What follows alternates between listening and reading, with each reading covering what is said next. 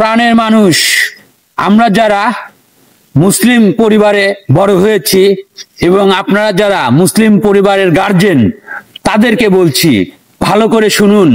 আপনাদেরকে বলছি, আপনারা 5 ওয়াক্ত নামাজ পড়েন, মুখে দাঁড়িয়ে আছে, মাথায় টুপি দিয়ে ঘোরেন।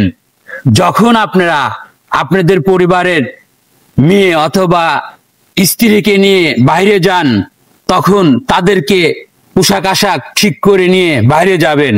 অনেক সময় দেখা যায় বড় দাড়ি আর মাথায় টুপি, কিন্তু মোটরসাইকেলের পিছনে আপনার মেয়ে অথবা স্ত্রীকে আপনি জিন্সের প্যান্ট, শর্ট, জামা পরিয়ে নিয়ে ঘোরেন। আপনি কিসের ইসলামিক মাইন্ডে চলেন?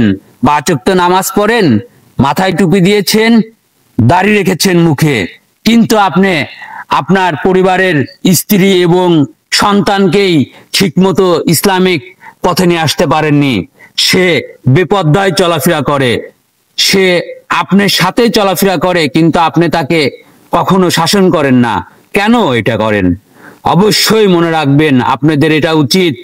আপনি মুখে শুধু দাড়ি রাখলেই হবে না, মাথায় টুপি পরলেই হবে না। অবশ্যই মাথায় রাখবেন যে আপনার স্ত্রী এবং কন্যা সন্তানদেরকে আপনি পর্দার ভিতর রাখতে হবে, তবেই আপনি জান্নাতে যেতে পারবেন। ভালো কাজ করবেন। আল্লাহ হাফেজ, সবাই ভালো থাকবেন।